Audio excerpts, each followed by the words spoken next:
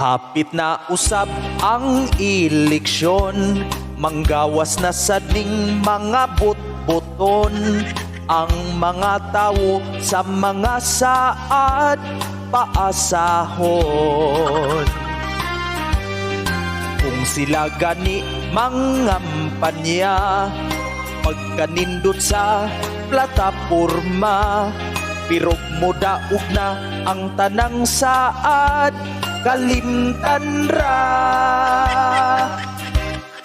Ang mga tao nagkagubot, sa ilang pasalig nagpaabot. Daghan ang naglagot sa ilahang saad, nga pulos butbut.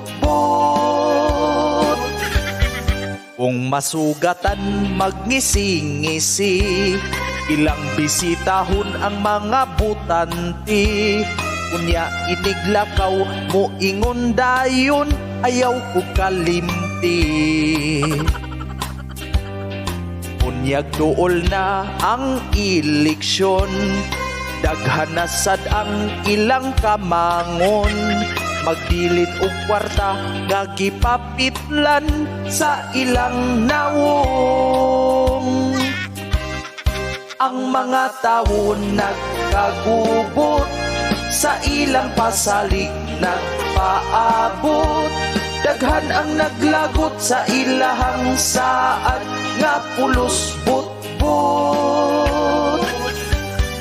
Kung sila gani mudaog na, mukalitra o ka-amnesya, ang tanang saad way natuman, bisag usa.